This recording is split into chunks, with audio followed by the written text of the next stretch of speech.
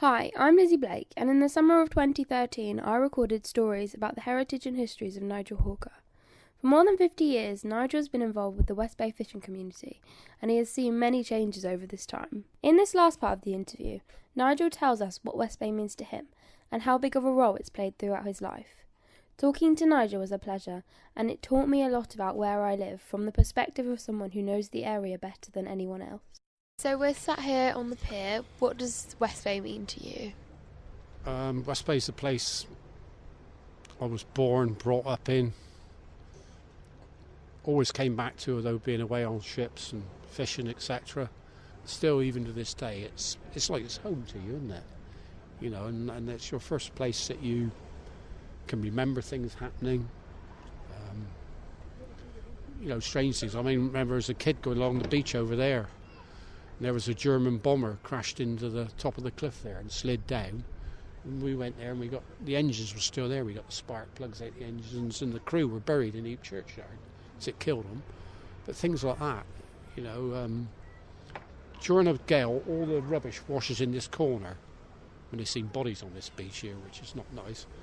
But this practice bomb came ashore, big practice bomb, and it was yellow, and it had a big H painted on it with big fins. And my father, being the enterprising chap he was, instead of informing the army or somebody like that, he rang up the local scrap merchant to come down and pick it up. And the local scrap merchant said, "Are you sure it's not live?" No, it's not live. And it wasn't, it was just a practice bomb. There to haul the net in. Spider crabs there, we'll use those for bait. Dogfish will use for the bait on the other boat, which is catching whelks. That'll be in later in the other boat. So you're 68 now, and you're still fishing. How long do you think you'll continue? While I can still move. It's a great feeling to do fishing. I suppose you could say you wouldn't miss it for the world. Probably, it's with you all your life, and that's why you're still doing it now.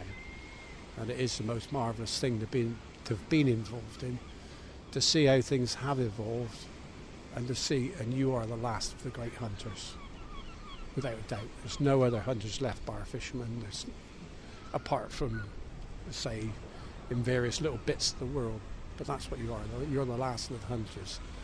You can't get out. What they say is you've got salt water in your veins, not blood. And I think that's probably true. If you hadn't been here, I'd have been on that boat with him sorting the nets out, no matter what. Because he said to me, "You got clean gear on." I said, "Yeah, it don't matter, and that's how it is.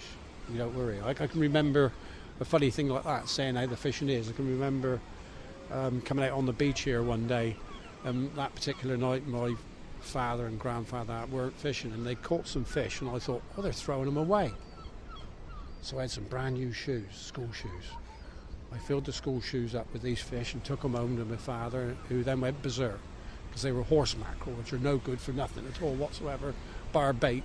And there was my lovely brand new school shoes full of sand, salt and everything else, which I got a good belt round the ear for.